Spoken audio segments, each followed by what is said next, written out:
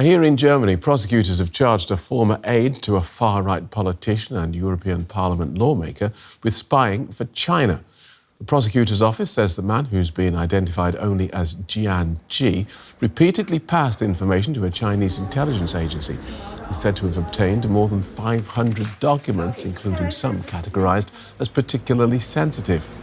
Jian G worked for the far-right German politician Maximilian Krah, while also allegedly spying on Chinese dissidents in Germany. Let's get more from our political correspondent Simon Young. Welcome, Simon. What sort of information is Jian G alleged to have passed on to China? Yeah, it's a claim that he's been passing on documents and information, some of it sensitive, from the European Parliament in particular, and giving that to a Chinese intelligence organisation.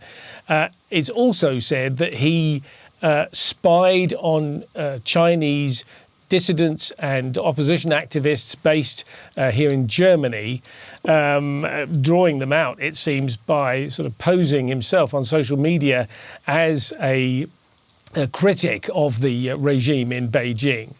So those are the two sort of key areas that he's accused of being involved in. And as you mentioned, the fact that he's a former member of staff of Maximilian Krah, who's a prominent politician from the far-right Alternative for Germany party, gives this whole story even more interest. And tell us about Maximilian Krah, who I'm presuming is saying that he knew nothing about this.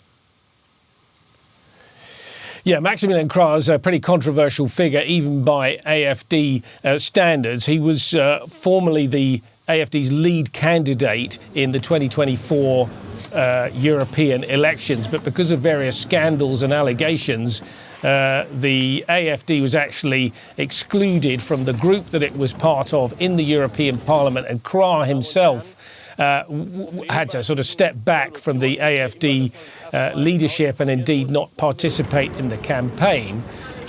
So there have been a lot of sort of clouds around him. I have to say, since then, he's been elected to the German parliament, to the Bundestag, and to some extent he's been rehabilitated. OK. So how has his party, the AfD, how are they reacting to these allegations?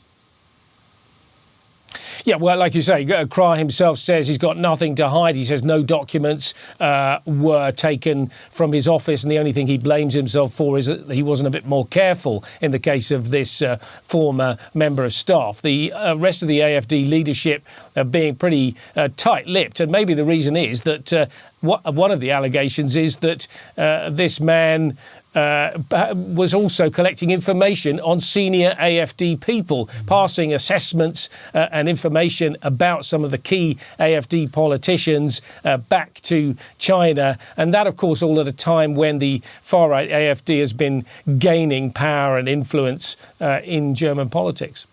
Thanks for that, Simon. DW political correspondent Simon Young.